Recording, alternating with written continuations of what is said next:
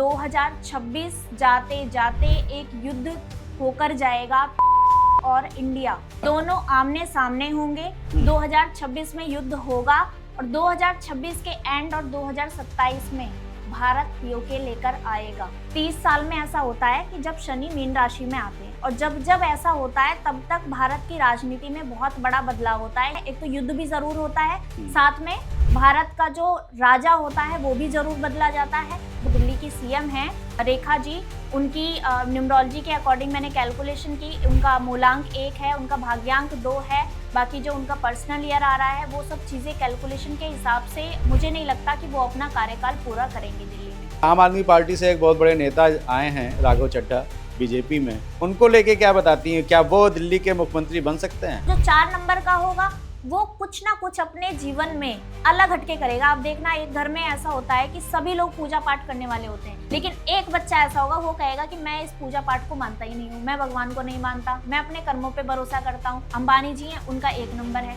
कितने आप 1 नंबर वालों को देखोगे जो बहुत बड़े बड़े बिजनेसमैन हैं। एक मूल्यांक को कितने हजारों लाखों करोड़ों लोग पैदा हुए होंगे, तो उन सबका भाग्य क्या एक सा रहने वाला है? 11 तारीख को जन्म हुआ है तो उसका इतना कनेक्शन अपनी माँ के साथ नहीं होगा, पिता के साथ। और अगर किसी का 22 तारीख को जन्म हुआ है ना तो वो अपनी मम्मी से बहुत ज्यादा अटैच है। 9 नंबर के अंदर ना ईगो, गुस्सा, घमंड, उन्हें पावर चाहिए। उन्हें ये नहीं समझ में आता कि सही तरीका है या गलत तरीका है।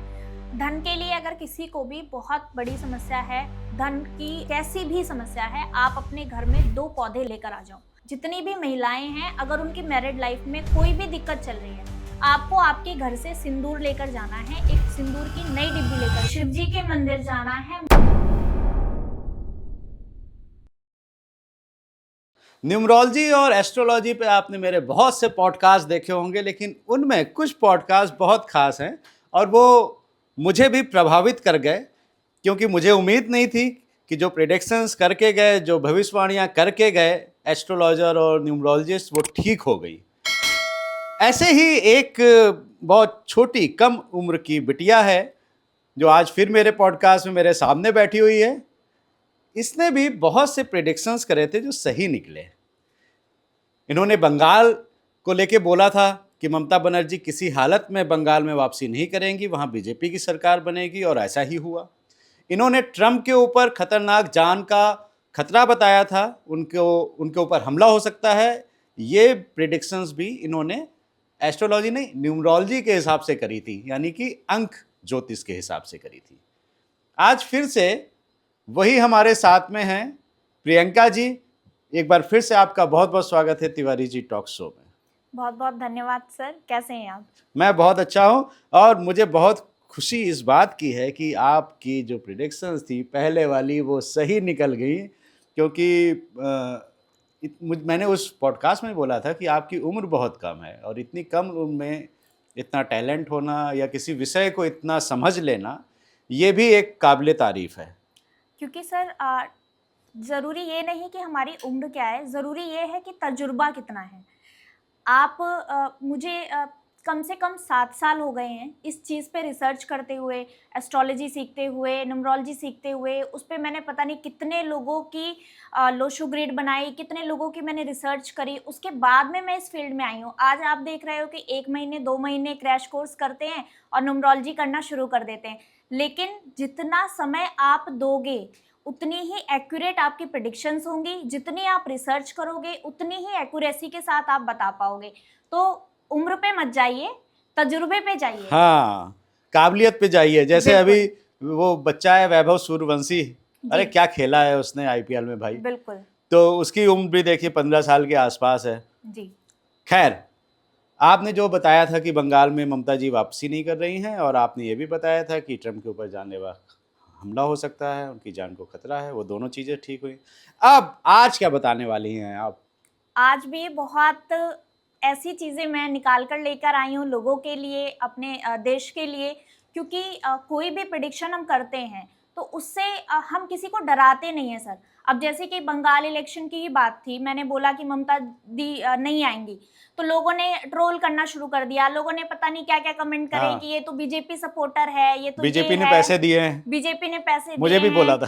तो ऐसी ऐसी चीजें लोग बोलने लग जाते हैं, लेकिन हमारा किसी भी पार्टी से कोई लेना देना नहीं है, किसी हाँ। एक व्यक्ति विशेष से हमारा कोई मतलब नहीं है। हम जो प्रेडिक्शंस करते हैं, हम जो बोलते हैं, वो हमारी गणनाओं के आधार पे बोलते हैं। हाँ। अब अगर बीजेपी जीतती हुई दिख रही है तो उसे बोलेंगे, अगर हमें ममता दीदी जीतती हुई दिखती तो हम उनको बोलते, लेकिन जब दिख नहीं रहा तो कैसे बोलें, कैसे हम अपनी प्रेडिक्शंस कर देते हैं। और लोगों को फिर ये समझने की जरूरत होती है कि थोड़ा सा आप पेशेंस रखो, तब बोलो। जब वो प्रेडिक्शन हो जाए उसके बाद में बोलो ना कि आपने गलत बोला, लोग पहले ही बोलना शुरू कर देंगे।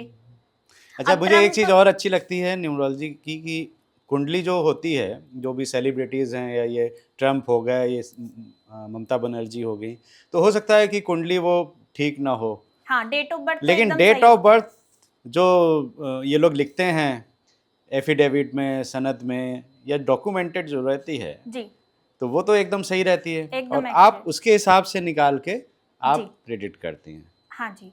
और सर आने वाले समय में मैं आपको ये बता के जा रही हूँ, आज ही बता रही हूँ, और मैंने अभी पहले भी बहुत सारे पॉडकास्ट में ये चीज़ बोली, और मैं अभी ये चीज़ पे अडिग हूँ कि 2026 जाते जाते एक युद्ध होकर जाएगा। पीओके और इंडिया अच्छा। दोनों आमने सामने होंगे। 2026 में युद्ध होगा, और 2026 के एंड और 2027 में भारत पीओके लेकर आएगा। ये तो बहुत बड़ी बात कर रही हैं आप। ये मेरी गणनाएं बहुत स्ट्रांग इशारा कर रही हैं कि 2026-27 में पीओके होगा अपने पास। पीओके भारत में आ जाएगा। बिल्कुल। और ये युद्ध होने की क्योंकि संभावना सर कब तक है?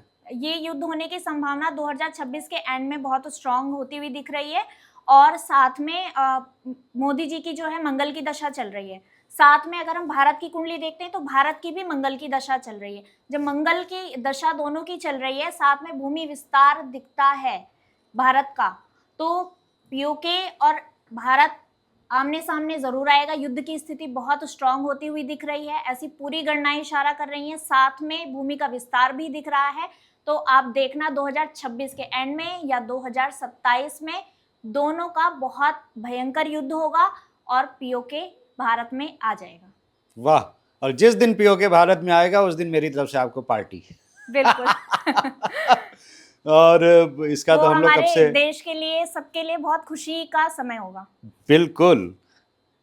खैर, ये इसका तो हम लोग कब से इंतजार कर रहे थे और आप आज बोल के जा रही हैं, और मैं फिर बुलाऊंगा आपको इसके बाद। बिल्कुल फिर सर। भी ये संभावित महीने कौन से हैं युद्ध होने के, बता सकती हैं आप? एंड में दिखता है, कोई एक पर्टिकुलर अच्छा, मंथ में अक्टूबर, अभी नहीं नवंबर, दिसंबर। बता के जा रही हूँ, बट हाँ 2026 के एंड में ये स्थिति होती हुई दिख रही है, और 2027 में ये 100% हो जाएगा। इसके अलावा कुछ बताना चाहोगी आप? इसके अलावा सर आने वाला जो समय है, बहुत सारे भूकंप दिखते हैं, बहुत सारी जल प्रलय दिखती हैं, जल को लेके बहुत समस्याएं बढ़ने वाली हैं। आने वाले समय में लोगों की हेल्थ, पेट से रिलेटेड दिक्कतें जरूर होंगी। लोगों को पेट से रिलेटेड आप देखना, आए दिन आप देखोगे दूसरे तीसरे घर में कोई ना कोई व्यक्ति पेट की समस्या से परेशान जूझता हुआ दिखेगा। और जल को लेकर बहुत समस्याएं खड़ी होने वाली है। बहुत जगह आप देखना कि जल प्रलय होने वाली है आने वाले समय में। और भूकंप, अभी बहुत बड़े बड़े भूकंप आने बाकी रह गए हैं इस साल में। ये 2026 जो है ना, जाते जाते बहुत कुछ करके जाएगा। अभी तक जो समय था वो तो फिर भी चलो ठीक है, 2026 फिर भी अभी तक ऐसा कुछ बहुत बड़ा एक इवेंट जो कह रही हूँ ना वो नहीं हुआ है। आने वाले समय में बहुत सारी अप्रिय घटनाएं 2026 में हमें देखने को जरूर मिलेंगी। लोगों का एक दूसरे के ऊपर से विश्वास टूट जाना, लोगों का एक दूसरे को मार देना बिना वजह, इतना ज्यादा एंगर इशू लोगों के अंदर बढ़ जाएगा, एक दूसरे को लेके एकदम ईगो इतना बढ़ जाएगा। आने वाला समय जो है एक दूसरे को मारने का, एक दूसरे को गलत बोलने का, लोगों के अंदर आपसी प्रेम खत्म हो जाएगा। ये 2026 बहुत कुछ बेकार करके जाएगा। अगर आप लोग बताते हैं कि मैंने बहुत से एस्ट्रोलॉजर्स के साथ में बात करी तो उन्होंने यही मोटी मोटी चीज़ें बताएं कि हाँ बहुत ही ये साल में लड़ाई झगड़े ये सब हो गए। अगर मैं परिवार में आ जाऊं, जी जो हमारी परिवार रूपेण एक संस्था है, जी तो परिवार के अंदर भी ग्रह क्लेश की स्थिति ज़्यादा बनने की संभावना दिखती है। 100% बहुत ज्यादा दिखती है। लोगों के अंदर ईगो इतना आ जाएगा सर कि परिवार में एक सामने वाला व्यक्ति जो बड़ा है घर का, जो बुजुर्ग है घर का, उसको छोटे लोग कुछ समझेंगे ही नहीं। उसकी बातों को इतना इग्नोर किया जाएगा, उसकी चीजों को बिल्कुल भी नहीं समझेंगे। आपसी प्रेम एकदम खत्म होगा, लोग आपस में बात करना भी नहीं पसंद करेंगे, लोग आपस में कहते हैं ना कि पहले एक परिवार होता था, जब हम साथ में बैठ के एक दूसरे से बातें करते थे, एक दूसरे की समस्याएं पूछते थे, एक दूसरे से पूछते थे कि आज आपने क्या किया, क्या नहीं किया। ये सब चीजें धीरे धीरे परिवार में खत्म होने वाली हैं। आप देखना कि लोग फोन में ज्यादा और आपसी बातचीत बहुत कम होने वाली है लोगों की। आपसी लड़ाई झगड़े बहुत ज्यादा बढ़ने वाले हैं, एक दूसरे से अपनी प्रॉब्लम्स नहीं बताएंगे, एक दूसरे से चीजें छुपा के चलेंगे। लॉयल्टी की बात करें तो लॉयल्टी आने वाले समय में धीरे धीरे खत्म होती हुई दिख रही है, और जो इंसान ऐसा करेगा वो भुगतेगा। जितनी आप अपने पार्टनर के साथ लॉयल्टी खत्म करते जाओगे, उतना आप अपने जीवन में समस्याओं को बुलाते जाओगे, उतना ही आपके जीवन में पैसों की कमी आती जाएगी, आपके घर में पैसा टिकेगा नहीं, आपके घर में बीमारियां आएंगी, क्योंकि आपके आपसी प्रेम ही नहीं है। जब आपसी प्रेम नहीं रहेगा तो बीमारियां आपके घर आती ही जाएंगी, बेफिजूली खर्चे बढ़ते जाएंगे, आपको डिप्रेशन, आपको एंजाइटी, ये सारी समस्याएं बढ़ती जाएंगी। भारत की अंदर की राजनीति में कुछ बदलाव भी देखते हैं? भारत की राजनीति में बहुत ज़्यादा बदलाव इस साल में देखने को मिलेगा। अभी 2026 जो चल रहा है, और अभी जब शनि मीन राशि में है, और आप देखना जब शनि मीन राशि में होते हैं ना, तो बहुत राजनीतिक उथल पुथल होती है।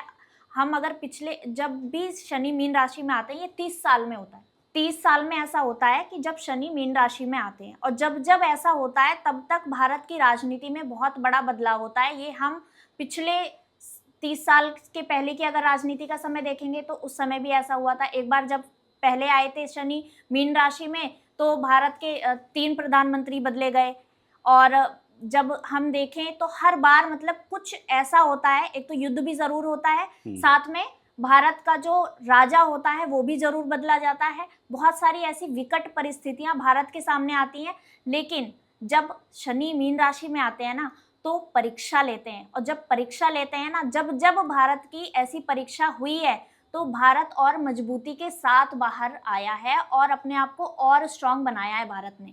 तो जो भी हुआ, जो भी चीजें हुई, युद्ध हुआ हो, चाहे भारत का राजा बदला गया हो, कुछ भी चीजें हुई हो, लेकिन वो अच्छे के लिए ही हुई। तो देखना विकट संकट आएंगे, बहुत सारी चीजें ऐसी होंगी जो लोगों को लगेगा कि राजनीति को लेके ये तो बहुत शॉकिंग है, ऐसा तो मतलब लोगों को बर्दाश्त नहीं होगा, लेकिन बाद में वो चीजें समझ में आएंगी कि हाँ, ये जो हुआ ये अच्छे के लिए हुआ। अभी आप देखना जो दिल्ली की सीएम है रेखा जी, उनकी न्यूमरोलॉजी के अकॉर्डिंग मैंने कैलकुलेशन की, उनका मूलांक 1 है, उनका भाग्यांक 2 है, बाकी जो उनका पर्सनल ईयर आ रहा है वो सब चीजें कैलकुलेशन के हिसाब से मुझे नहीं लगता कि वो अपना कार्यकाल पूरा करेंगे दिल्ली में। वो जरूर बदली जाएंगी, बदली जाएंगी, बदली जाएंगी। ये बहुत स्ट्रांग इशारा कर रही है। 26 में ही? बिल्कुल 26 में ही ऐसा होता हुआ दिखेगा। और साथ में आप देखना इस साल ना राजनीति में बहुत सारे लोग बदले जाएंगे, रेखा जी ही नहीं, बहुत सारे बदलाव, राजनीति के बड़े बड़े बदलाव जो शायद लोगों को एकदम शॉक कर दें, ऐसे ऐसे बदलाव अभी होने बहुत सारे बाकी हैं। दिल्ली को लेके अगर बात चल रही है प्रियंका जी, तो आपने ये तो बता दिया कि रेखा गुप्ता जी जाने वाली हैं, उनकी जगह कौन आएगा? अभी आम आदमी पार्टी से एक बहुत बड़े नेता आए हैं, राघव चड्ढा, बीजेपी में, उनको लेके क्या बताती हैं? क्या वो दिल्ली के मुख्यमंत्री बन सकते हैं? नहीं, राघव जी की डेट ऑफ बर्थ अभी मैंने चेक करी थी, तो उनका जो मूलांक है 11 तारीख को उनका जन्म हुआ है, 11 नवंबर, तो 2 उनका मूलांक है और उनका भाग्यांक 3 है। तो सीएम के पद पे तो मुझे अभी वो आते हुए नहीं दिख रहे हैं, बहुत ऐसा बहुत बड़ा तो वो अभी नहीं कर रहे हैं राजनीति में। हाँ, धीरे धीरे वो पॉजिटिविटी की तरफ बढ़ रहे हैं, और कुछ ना कुछ अपॉर्चुनिटीज उन्हें छोटी मोटी जरूर मिलेंगी राजनीति में, लेकिन इतना बड़ा पद अभी वो लेते हुए मुझे नहीं दिख रहे। ओके, चलिए, लेकिन एक सवाल मेरे दिमाग में हमेशा आता रहता है कि आप लोग जो बताते हैं कि मूल्यांक, मतलब 1 तारीख को जो पैदा हुआ, 10 को पैदा हुआ वो 1 नंबर हो गया, 28 को पैदा हुआ, अब 1 तारीख को मतलब एक मूल्यांक को कितने हजारों लाखों करोड़ों लोग पैदा हुए होंगे, तो उन सबका भाग्य क्या एक सा रहने वाला है?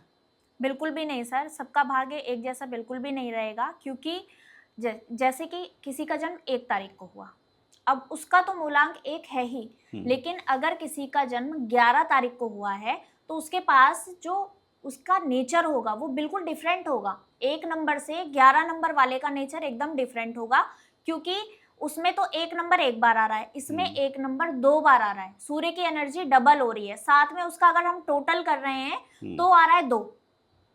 11 तारीख को है तो 1 + 1 किया तो 2 आ गया जी। तो इस तरीके से बिल्कुल डिफरेंट हो जाती हैं चीजें। अब जैसे कि कहते हैं ना कि 6 नंबर है, लग्जरी का नंबर है, लेकिन एक बंदा है जो 6 तारीख को जन्म हुआ है जिसका, एक वो हो गया जिसका 24 तारीख को हुआ है, उसका भी मूलांक 6 आ रहा है, लेकिन 24 वाला बिल्कुल अलग होगा क्योंकि उसमें 2 की भी एनर्जी है, 4 की भी एनर्जी है, उसके बाद में जोड़ के उसको आ रहा है 6, तो वो बिल्कुल अलग हो जाएगा। तो न्यूमरोलॉजी में बहुत डीप रिसर्च है, डीप चीजें हैं। आजकल लोग सिर्फ और सिर्फ ये देखते हैं कि इसका मूलांक 6 है।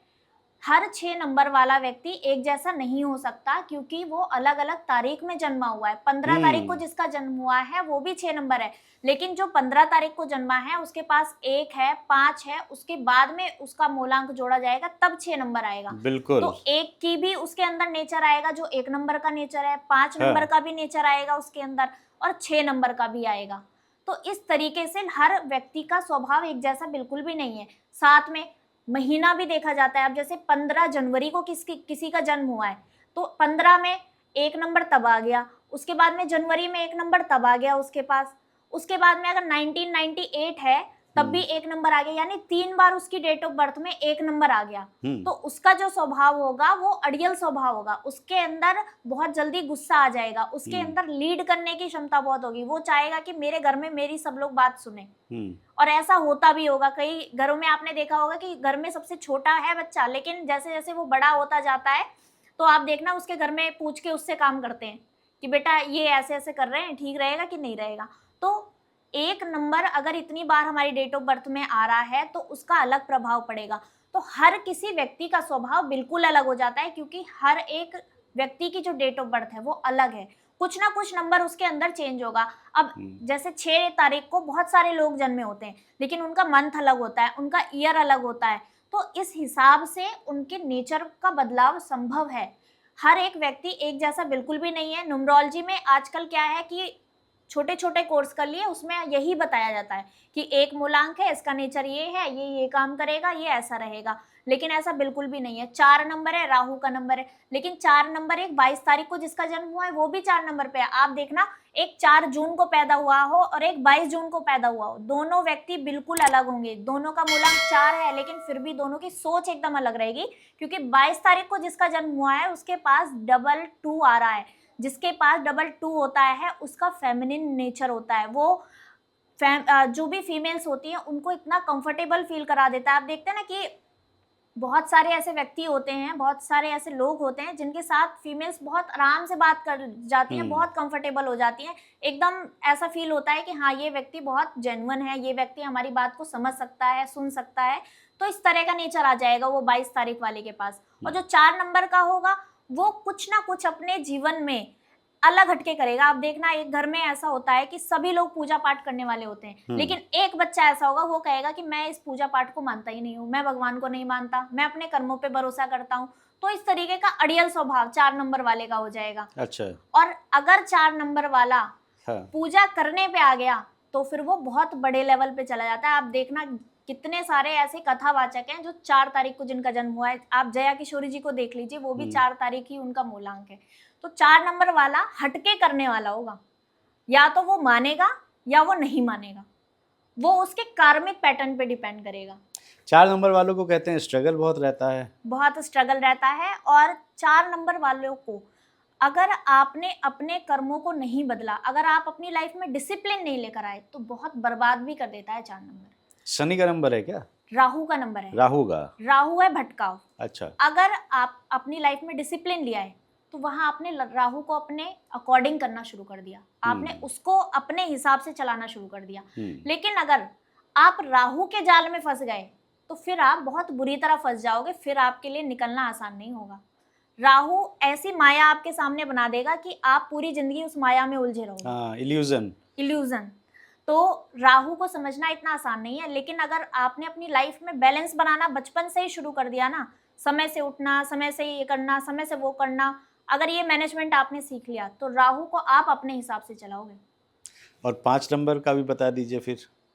5 नंबर जो है बुध का नंबर है, कम्युनिकेशन का नंबर है। 5 नंबर वाले जो होते हैं ना बहुत समझदार कह सकती हूँ, लेकिन 5 नंबर वालों के साथ एक दिक्कत ये होती है कि उनके अंदर ना, अब जैसे राजकुमार है, राजकुमार क्या है, छोटा बच्चा है। अब छोटा बच्चा जिसकी संगति में बैठता है उसकी तरह सोचना शुरू कर देगा, उसकी तरह करना शुरू कर देगा। तो 5 नंबर वालों के साथ ये दिक्कत होती है। 4 दिन कारपेंटर के साथ बैठ जाएंगे तो उनको ये लगेगा कि यही वाला काम बढ़िया है। अच्छा। 4 दिन अगर यहाँ स्टूडियो आ गया कि नहीं ये काम बढ़िया है, स्टूडियो खोल लेते हैं, अपना बढ़िया कमाएंगे। तो 5 नंबर के साथ ना ये थोड़ी सी कंफ्यूजन हो जाती है। अगर वो अपनी लाइफ में थोड़ी स्टेबिलिटी लेकर आए, थोड़ी क्लियरिटी लेकर आए कि नहीं, अगर मैंने ये काम शुरू किया है, मुझे इस पे ही मेहनत करनी है, इस पे ही रिसर्च करनी है, इस पे ही आगे बढ़ना है, तो 5 नंबर वाले बहुत अच्छा कर जाएंगे। उनको एक जगह पे रुकना बहुत टफ हो जाता है।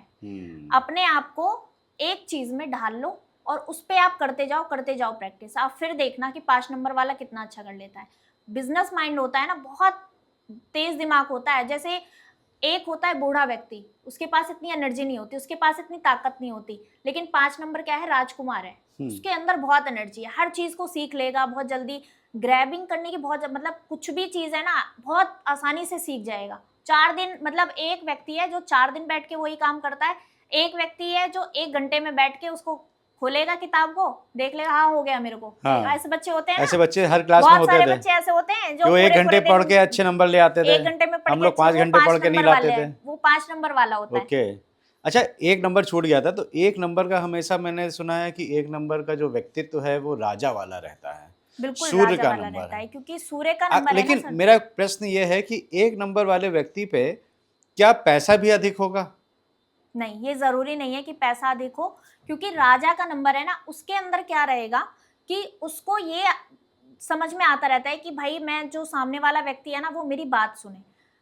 आपके अंदर एक ऐसी कैपेबिलिटी होती है कि आपको ये मन करता है कि मैं लीड करूं काम को।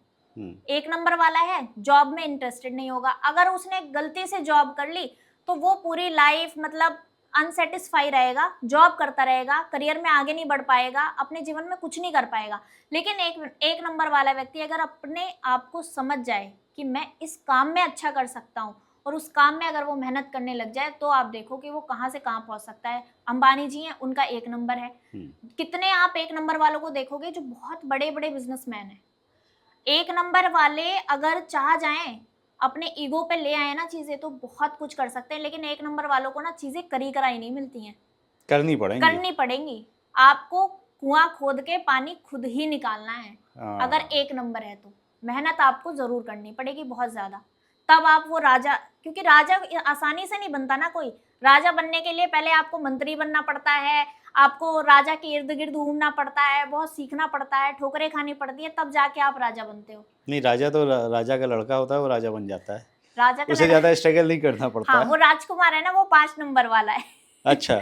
वो 5 नंबर वाला है, उसको बहुत सारी चीजें करी कराई मिलती हैं, लेकिन 1 नंबर वालों को चीजें करी कराई नहीं मिलती हैं, खुद ही करनी पड़ती हैं। चलिए अब 6 का बता दीजिए। 6 नंबर जो है सर, वो लग्जरी का नंबर है। और 6 नंबर वाले जो है ना, वो फैमिली से बहुत ज्यादा अटैच्ड होते हैं। अपने इर्द गिर्द जितने भी लोग हैं उनसे बहुत ज्यादा अटैच्ड हो जाएंगे। लेकिन 6 नंबर वालों के साथ एक दिक्कत ये होती है कि पैसे को लेके वो ना मैनेजमेंट नहीं कर पाते हैं। अभी ऐसा हो जाए 6 नंबर वाले के सामने कोई आके रोने लग जाएगी, भैया हमारे घर में ये दिक्कत है, ये परेशानी है, तो अपना ना सोच के उसको कर देंगे कि लो तुम अपनी ये दिक्कत, ये परेशानी हो, वो बेवकूफ बना के आपको चला जाएगा। 6 नंबर वालों के साथ ये बहुत बड़ी दिक्कत हो जाती है। और साथ में 6 नंबर वालों के साथ क्या होता है, 4 पैसा आया नहीं कि ये खरीद लिया, वो खरीद लिया, यहाँ लग्जरी लाइफ जीने का बहुत शौक होता है, तो गाड़ी ले ली, लग्जरी गाड़ी ले लो, फिर किस्त बनने में आफत आ जाती है। तो ये दिक्कतें होती हैं 6 नंबर वालों के साथ में। लेकिन 6 नंबर जो है ना, वो वेल्थ को अट्रैक्ट जरूर करता है। 6 नंबर वालों का ना कोई काम है ना, एंड मोमेंट पे अटका हुआ रहेगा, कोई ना कोई आके कर देगा काम को। अच्छा। ये होता है 6 नंबर वालों के साथ, लास्ट में कोई ना कोई आ जाएगा। हाँ, कोई ना कोई आ जाएगा आपका सपोर्ट करने के लिए, आपका काम मतलब नैया पार हो जाती है 6 नंबर वालों की, कोई काम रुकते नहीं है। चलिए बढ़िया है। 7 का नंबर, जहाँ तक मुझे याद है कि 7 को अध्यात्म से जोड़ा जाता है, कि आध्यात्मिक होते हैं ये लोग। आध्यात्मिक तो होते हैं, लेकिन 7 नंबर वालों की लाइफ ना सर बहुत डामाडोल सी रहती है। एक तो उनको हेल्थ, मतलब 7 नंबर जो है ना, एक कार्मिक नंबर की तरह हम देखते हैं। 7 नंबर या तो अपनी हेल्थ से परेशान होगा या अपनी मैरिड लाइफ से परेशान होगा। 7 नंबर वाले ऐसे बहुत सारे व्यक्ति हैं जिनको मैं जानती हूँ पर्सनली भी, और वो लाइफ में अकेले हैं। अच्छा। उनको जैसे जैसे उनकी उम्र बढ़ती जाएगी ना, उनको ये लगेगा कि अकेले रहना ही बेहतर है। हम्म। अपने आप ही उनको वह एहसास होने लग जाएगा।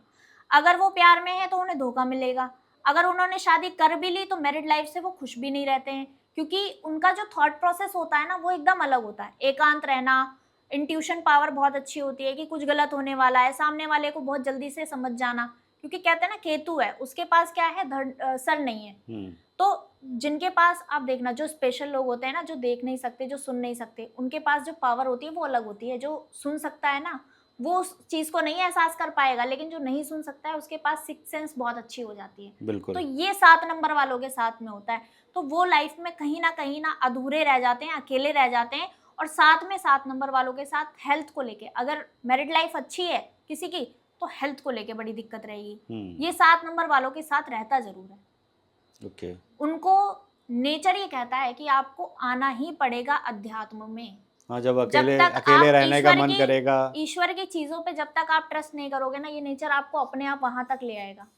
ओके। क्योंकि ऐसा कहा जाता है कि जो 7 नंबर मिलता है ना वो हमें पूर्व जन्म के कर्म के अनुसार मिलता है। ऐसा कहते हैं कि 7 नंबर जिनको मिला है उन्होंने पिछले जन्म में किसी ना किसी धार्मिक चीज में रुकावट बने, भगवान को कोसना, भगवान के कार्यों में विघ्न डालना। ये जैसे घर में होता है ना, क्या तुम 1 लोटा जल लेके चल देती हो मंदिर चढ़ाने के लिए, मंदिर में जल चढ़ाने से थोड़ी ना होंगी हमारी समस्या। जो ऐसा ऐसा बोलते हैं ना, फिर आके उन्हें अगले जन्म में ऐसी डेट ऑफ बर्थ मिलती है और फिर उनके साथ चीजें ऐसी होती है कि नहीं अब प्रभु की शरण में ही आ जाओ, प्रभु की शरण में आ जाते हैं, वही करेंगे बेड़ा पार। तो ये हो जाता है 7 जो हेल्थ का बताया वो भी पास्ट कर्म से कुछ रहता है। बिल्कुल, पास्ट कर्म से जुड़ा हुआ रहता है। हर किसी की डेट ऑफ बर्थ पास्ट कर्म से जुड़ी हुई है। जितनी भी आप डेट ऑफ बर्थ देखेंगे, अगर जैसे किसी का जन्म 6 तारीख को हुआ है तो आप, अगर मैं उनके पास्ट कर्म की बात करूं तो जब उनका जन्म मतलब जब उनकी मृत्यु हुई होगी ना, तो वो कहीं ना कहीं फैमिली से अटैच्ड रहे होंगे, कहीं ना कहीं ऐसी चीजें रही होंगी उनके साथ में कि आखिरी समय में वो उस उलझन में रहे होंगे, उसी उलझन को लेके वो अगले जन्म में आते हैं। और आप देखना, कोई कोई होता है ना कि पापा से बहुत ज्यादा अटैचमेंट होता है, किसी किसी को मम्मी से बहुत ज्यादा अटैचमेंट होता है। तो अगर मल्टीपल 1 नंबर है, जैसे किसी का 11 तारीख को जन्म हुआ है, तो उसका इतना कनेक्शन अपनी माँ के साथ नहीं होगा, पिता के साथ होगा। और अगर किसी का 22 तारीख को जन्म हुआ है ना, तो वो अपनी मम्मी से बहुत ज्यादा अटैच्ड होगा। ये होता है, हमारे जो पास्ट कर्मास होते हैं ना, वो हमारी डेट ऑफ बर्थ को दिखाते हैं। जितनी भी हमारे नंबर्स हैं, वो हर एक नंबर हमारे पूर्व जन्म से जुड़ा हुआ है।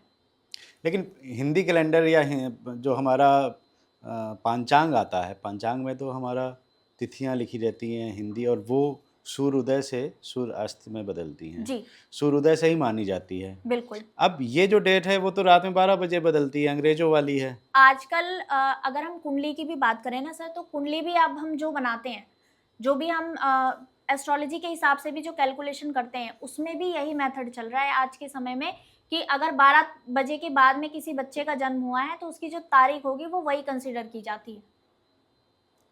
लेकिन तिथि तो वही लेंगे ना जो सूर्योदय के समय होगी। लेकिन तिथि से आजकल कैलकुलेशन ही नहीं हो रही है। जो ऐप आ गए हैं, जो AI ऐप आ गए हैं, जितने भी ऐप हैं एस्ट्रोलॉजी के, आप जितने भी ऐप हैं, सब डेट के हिसाब से ही मैनेज्ड हैं। कोई भी ऐप ऐसा नहीं है जो तिथि के हिसाब से चल रहा हो। तिथि बस अब किन चीजों में रह गई है, शादी की डेट निकालनी है तब आपको तिथि देखनी है। कुछ चीजों में जहाँ पे मुहूर्त निकालने हैं वहीं पे आजकल तिथि देखी जाती है, नहीं तो आपके नंबर्स ही चल रहे हैं। और अगर मैं एस्ट्रोलॉजी की बात करूँ ना, तो एस्ट्रोलॉजी में भी जो हमारे चार्ट होते हैं, 12 घर होते हैं, 12 के 12 घरों में नंबर्स ही लिखे होते हैं। नंबर से ही हम कैलकुलेशन करते हैं कि इसका स्वामी इसमें बैठा हुआ है, ये 8वां घर है, ये 9वां घर है। तो सारे नंबर्स से ही कैलकुलेट करते हैं एस्ट्रोलॉजी में भी। तो नंबर्स तो बहुत इंपॉर्टेंट है, चाहे हम एस्ट्रोलॉजी की बात करें, चाहे हम न्यूमरोलॉजी की बात करें, दोनों में उसमें भी नंबर जो आपका जरूरी है। जन्म चक्र होता है, सब में नंबर्स लिखे होते हैं, आप कभी भी देखना। तो और जो वो नंबर अगर आपकी राशियों को रिप्रेजेंट करते हैं, राशियों को रिप्रेजेंट करते हैं। और जितनी कैलकुलेशन है 8, 12, 11, ये सारी कैलकुलेशन नंबर बहुत से ही कैलकुलेशन। होती है। अब जब से मैंने पॉडकास्ट चालू किया, थोड़ा बहुत ज्ञान अर्जित करना मैंने पढ़ना चालू किया, तो देखा कि कितनी कैलकुलेशंस होती हैं। बहुत कैलकुलेशंस होती है। नौमांश के अलग है, लगन के अलग है, D10 अलग है, D9 अलग है, इतने सारे चार्ट्स होते हैं। हम लोग को पहले लगता था एक ही चार्ट होता है, एक ही चार्ट होता है, लगन ही होता है। तो लगन कुंडली अलग है, चंद्र कुंडली अलग है, नवमांश अलग है।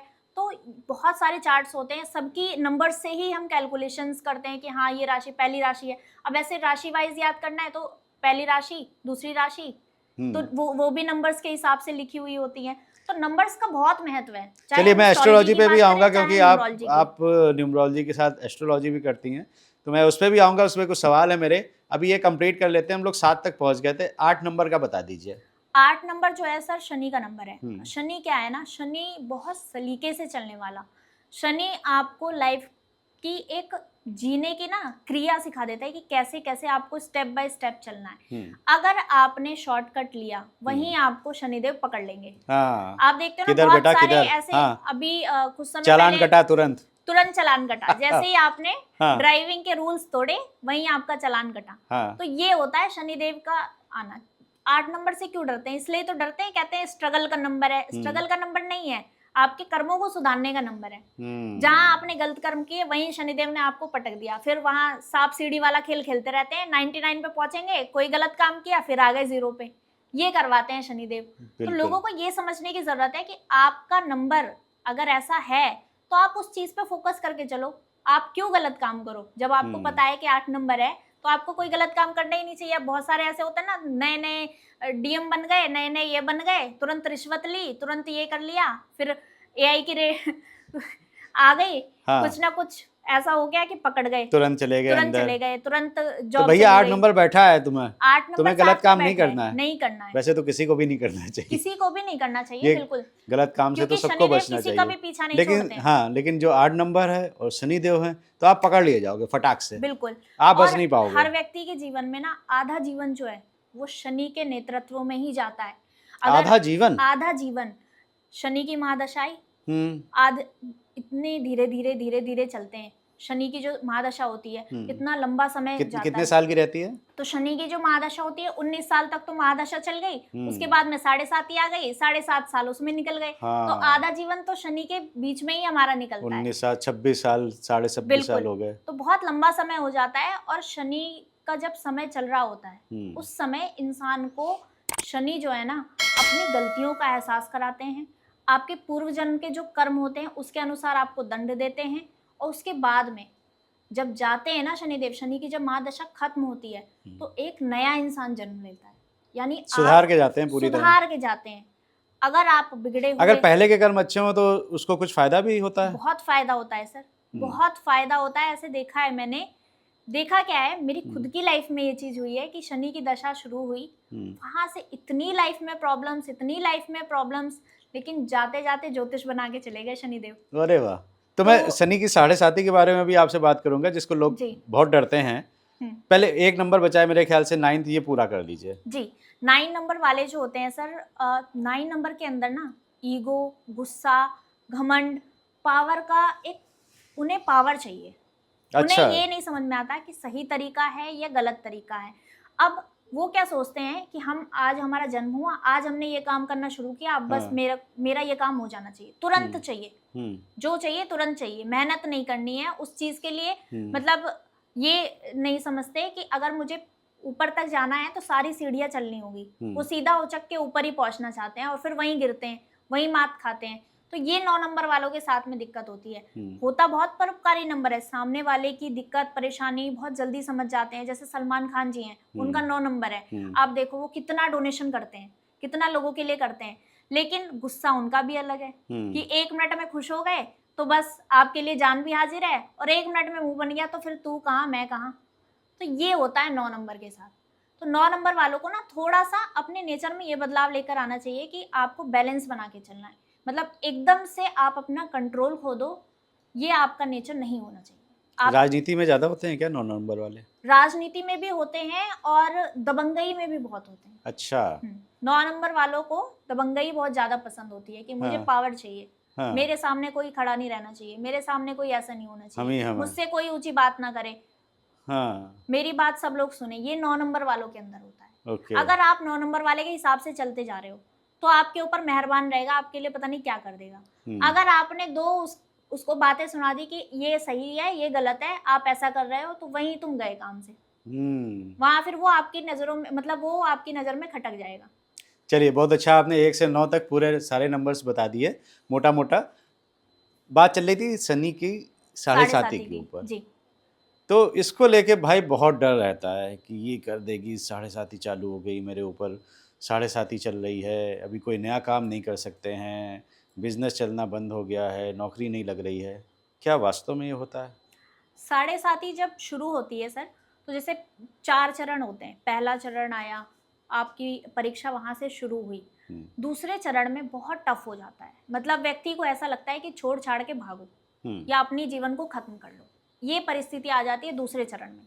और जब तीसरा चरण आता है तो धीरे धीरे आपको चीज़ें सुधरती हुई दिखने लगती हैं कि हाँ ठीक है, डाउनफॉल आया लेकिन आप धीरे धीरे चीज़ों को मैनेज कर पा रहे हो। अब वहाँ से थोड़ा सा आपके साथ में चीज़ें अच्छी होनी शुरू हो गई। तो तीसरा चरण जाते जाते चौथा चरण आता है जब, तब आपकी चीज़ें सही हो जाती हैं। अच्छा। तो ये दिक्कत होती है साढ़े साती में कि अभी जैसे मेष राशि है, उस पे प्रथम चरण शुरू हो गया शनि की साढ़े साती का। अब मेष राशि वालों को बहुत सावधान रहना है। 5-6 साल आपके बहुत टफ हैं। आपको कोई नया काम करने से पहले, कोई बड़ी इन्वेस्टमेंट करने से पहले किसी अच्छे ज्योतिष को अपनी कुंडली ज़रूर दिखाओ, परामर्श लेकर ही कोई काम करो। कोई इन्वेस्टमेंट आप कर दोगे और आपने, अब जैसे आपका नंबर ऐसा है, आपके ऊपर साढ़े साती भी चल रही है, आपने बिजनेस में इन्वेस्टमेंट कर दी, बहुत बड़ी इन्वेस्टमेंट कर दी, हो सकता है कि शनिदेव वहाँ पे आपका टेस्ट ले रहे हो और वो इन्वेस्टमेंट आपकी डूबने वाली हो, या हो सकता है कि वो पैसा आपका फंसने वाला हो, आप फिर घिर जाओ बड़ी समस्या में। तो ये दिक्कतें हैं, मेष राशि वालों को बहुत सावधान रहना है। अभी मीन राशि वालों के ऊपर भी साढ़े साती का दूसरा चरण चल रहा है। हेल्थ को लेके दिक्कतें रहेंगी। मेरे ऊपर भी शनिदेव की साढ़े साती का दूसरा चरण चल रहा है। मेरी हेल्थ जब खराब ही है। अच्छा। लेकिन जब हम पूजा पाठ करते हैं ना, जब हम सही कर्म करते हैं, तो हम चीजों को मैनेज कर पाते हैं। वहां जहाँ हमारे कर्म खराब होंगे, जब आप प्रभु से जुड़े हुए नहीं होंगे, तो आपको तोड़ देगी साढ़े साती। वहां पे आपको डरने की जरूरत है। अगर आपने कर्म सही नहीं किए और आप पूजा पाठ से नहीं जुड़े हुए, भगवान से नहीं जुड़े हुए, अपने परिवार से नहीं जुड़े हुए, आप दूसरों को बुरा बुरा बोलते हो और दूसरों के लिए जलन रखते हो, तो वहां पे आपकी चीजें खराब हो जाएंगी। वहां आपको फिर शनिदेव सुधार के जाएंगे कि बेटा आप तू देखते रही, बुद्धि कैसे मैं बदलता हूँ, मैं सिखाऊंगा कैसे होता है जीवन। तो ये हो जाता है। कुछ अगर आप उपाय बता दें जिनकी साढ़े साती चल रही है शनि की। हाँ, जिनकी भी शनि की साढ़े साती चल रही है, आप हनुमान जी की पूजा करना शुरू कर दो, आप शिव जी की पूजा करना शुरू कर दो। साढ़े साती जिनकी भी चल रही है, सोमवार के दिन 1 लोटा जल लो, उसमें थोड़ा सा गंगा जल डालो और थोड़े से जौ डाल के आप शिव जी को चढ़ाना शुरू कर दो वो जल। डेली आप अगर ये करते हो, मंडे टू मंडे भी कर लोगे, तो बहुत हद तक आपको राहत मिल जाएगी। फाइनेंशियली आपकी कितनी भी बड़ी समस्या है और आपने अगर जौ चढ़ाना शिवलिंग पे शुरू कर दिया सोमवार के दिन, तो आप देखना, ऐसा महादेव के ऊपर मेरा पूर्ण विश्वास है कि अगर आप शिवलिंग पे जौ चढ़ाना शुरू कर देते हो। जौ क्या होता है, पहले के समय में जौ ही हमारा धन होता था, क्योंकि अनाज ही हमारे सबसे हाँ। आजकल तो जो धन है वो पैसा है, लेकिन कुछ दे के लेना हो तो अनाज दे के कुछ दूसरी चीज ले लेते थे, जिसके पास जो होता था। समय में भी अभी तो लोगों को चकाचौंध दिख रही है पैसों की, लेकिन आने वाला समय, जैसे आप खाने पीने की चीजों को देख रहे हैं कि कितनी मारामारी हो रही है हर चीज को लेके, तो वो ही हमारा असली धन है। समझने की जरूरत है ये लोगों को। तो वो अगर आप शिवलिंग पे अर्पित करते हो, तो आप देखना आपकी फाइनेंशियली कितनी भी बड़ी समस्या है, अगर शिवलिंग पे आपने एक मुट्ठी जौ चढ़ाना शुरू कर दिया, तो आप अपनी लाइफ की फाइनेंशियली प्रॉब्लम जितनी भी हैं उनसे छुटकारा 100% पाओगे। ऐसा पूर्ण विश्वास है मेरा महादेव के ऊपर। अरे वाह। और महादेव को जिसने समर्पित कर दिया, साध लिया, जो महादेव को समर्पित हो गया, उसका काल भी क्या करेगा, काल भी उसका क्या करे, जो भक्त है महाकाल का। बिल्कुल। वही वाह। तो जहाँ उपाय की बात चल रही है, तो थोड़े बहुत उपाय और बता दीजिए, क्योंकि जो हमारे दर्शक हैं वो हमेशा इस फिराक में रहते हैं, कुछ नया उपाय मिल जाए हमें फटाफट। धन के लिए कुछ बता दीजिए। धन के लिए अगर किसी को भी बहुत बड़ी समस्या है, धन की कैसी भी समस्या है, आप अपने घर में 2 पौधे लेकर आ जाओ। एक मनी प्लांट और दूसरा कुबेर का प्लांट। कुबेर का ये कौन सा होता है? कुबेर का प्लांट होता है जेड, उसको बोलते हैं जेड प्लांट। तो वो प्लांट आप अपने घर में, मनी प्लांट जो है आपको नॉर्थ ईस्ट डायरेक्शन में लगाना है, और जो कुबेर का प्लांट है वो आपको आपके घर की नॉर्थ डायरेक्शन में लगाना है। इन 2 दिशा में आप ये 2 पौधे लाकर लगा दो। आप देखना मनी से रिलेटेड आपकी जो दिक्कतें हैं धीरे धीरे धीरे धीरे जितना वो प्लांट ग्रो करेगा, जितना वो हरा भरा रहेगा, उतना आप देखना धीरे धीरे फाइनेंशियली आपकी चीजें बेहतर होनी शुरू हो जाएंगी।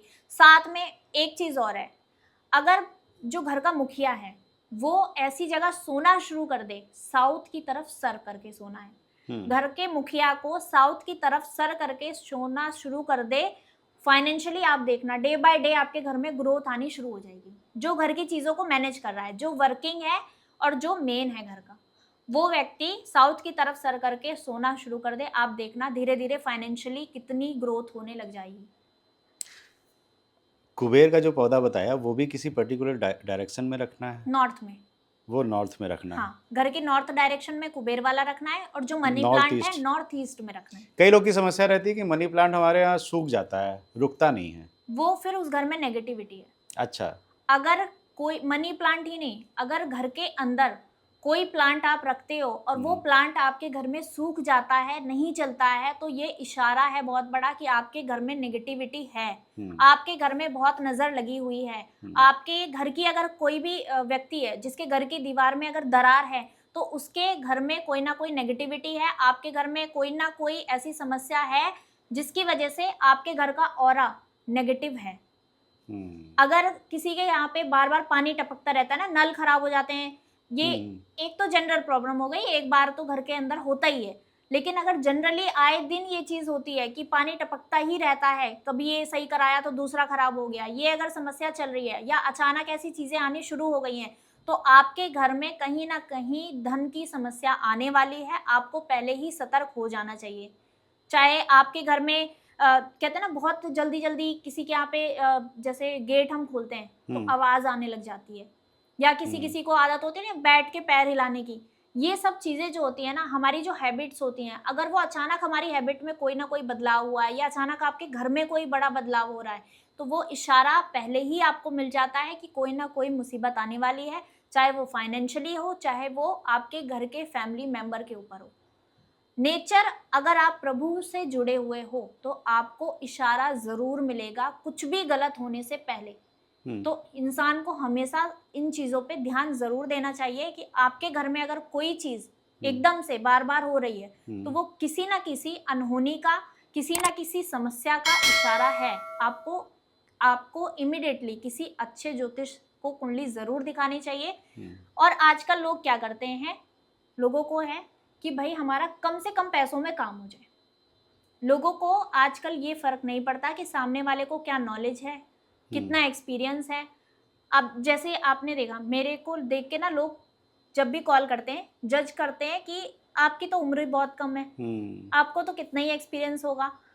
लेकिन लोगों को ये समझने की जरूरत है, आजकल कितने सारे ऐसे लोग हैं जो मेरी उम्र से बहुत बड़े हैं, लेकिन वो क्या कर रहे हैं कि आप खाली समय है 2 महीने का क्रैश कोर्स किया, बैठ गए आपको बताने। क्रैश कोर्स भी आजकल 500,000 रुपए में हो जाता है। मोटा मोटी ये जान लिया, 1 मूलांक है, 2 मूलांक है, 4 मूलांक है, ऐसा होगा वैसा होगा, मोटा मोटी ये चीज सीख ली और बताने बैठ गए। आपको ये देखने की जरूरत है कि एक्सपीरियंस किसका ज्यादा है। आपको ये देखने की जरूरत है कि व्यक्ति जो बोल रहा है, जो प्रेडिक्शंस कर रहा है, क्या वो सही हो रही हैं, क्या आपको उसकी बातें सही लग रही हैं। तो आपको सही और गलत का निर्णय खुद ही लेना है। हाँ, एज को लेके आप इतना ज़्यादा मतलब नहीं किसी के ऊपर सवाल उठा सकते हैं। जैसे मैंने शुरू में ही नाम लिया था, वैभव सूर्यवंशी हो गया, तो सचिन तेंदुलकर हो गया जी। राजनीति में भी आप देखें तो बहुत से युवा चेहरा आए हैं, युवा आजकल बल्कि और ज्यादा अच्छा कर रहे हैं। तेजस्वी सूर्या बहुत अच्छा करा वो आपको कम से कम स्टडी करके चीजों को समझ के, क्योंकि उनके अंदर क्या है, जज्बा है, सीखने का जज्बा। अभी जो मैं हूँ, मुझे ये लगता है कि आज मैंने आज इसकी कुंडली देखी, देख के बता दिया, वहीं तक नहीं खत्म हो जाता, उसके बाद भी मैं और देखती रहती हूँ, निकालती रहती हूँ कि इसके साथ ऐसी चीजें हुई, फिर इस समय में इसके साथ ये हुआ। मैं पूछती हूँ कि आपके जब 2011 चल रहा था तो आपके साथ ऐसा हुआ था क्या। मैं ऐसे क्वेश्चंस करती हूँ ताकि मैं और उसको सीख पाऊँ और अच्छा उसमें से निकाल के उस व्यक्ति को मैं दे पाऊँ कि उसके लिए क्या अच्छा उपाय रहेगा। तो ये सारी चीजें फर्क आ जाता है, लेकिन लोगों को ये खुद ही डिसाइड करना है। मैं तो कहती हूँ आप 10 लोगों के पास जाइए, आप 10 न्यूमरोलॉजिस्ट को दिखाइए, उसके बाद में आप मेरे पास आइए। जब आप 10 से परेशान हो जाओ ना, 10 व्यक्ति आपको रिजल्ट नहीं दे पाए, तब आप मेरे पास आओ, तब आप मुझसे न्यूमरोलॉजी करवाओ, फिर मैं आपको बताऊंगी कि कैसे न्यूमरोलॉजी काम करती है, कैसे अंक काम करते हैं, कैसे ज्योतिष काम करता है। बिल्कुल। चलिए, जाते जाते लास्ट में एक सवाल ले लेता हूँ। लोगों की हेल्थ, आजकल परेशान हैं सभी लोग, हर घर में कुछ ना कुछ बीमारियां हैं, हर घर में दवाइयां चल रही हैं, डॉक्टर का बिल आता है। तो क्या आप कुछ उपाय बता सकती हैं जो हेल्थ को इम्प्रूव कर दें? बिल्कुल, एक बहुत अच्छा उपाय है। अगर हेल्थ में किसी को भी कैसी भी समस्या चल रही है, आपको क्या करना है, एक काला कपड़ा लेना है, 1.25 मीटर काला कपड़ा लिया, उसमें राई रखी। राई आप 1 मुट्ठी 2 मुट्ठी कितनी भी रख सकते हो, उसमें कोई ये नहीं है कि हाँ इतनी होनी चाहिए।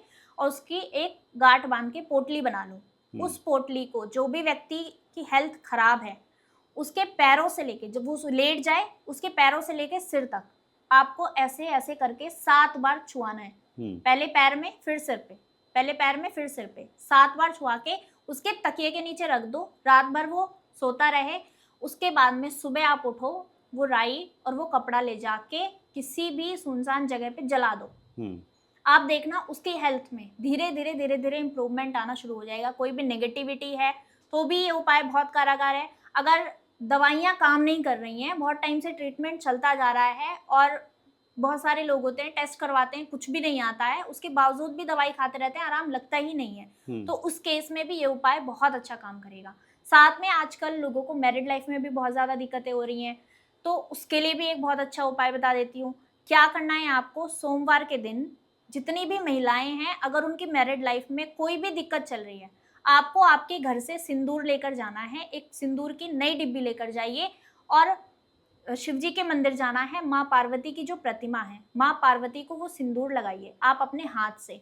साथ में एक कलावा लीजिए और शिव जी का और माँ पार्वती का छोटी छोटी जो मूर्ति रखी रहती है, ऐसे आपको गठबंधन उनका करना है 7 बार।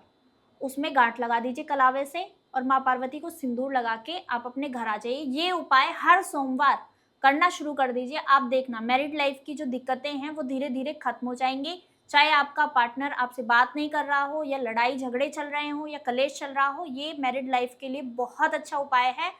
आजमा के देख लीजिएगा। भाई वाह, कुछ बोलूंगी नहीं। और बहुत आसान है, बहुत आसान है, आराम से आप कर सकते हैं।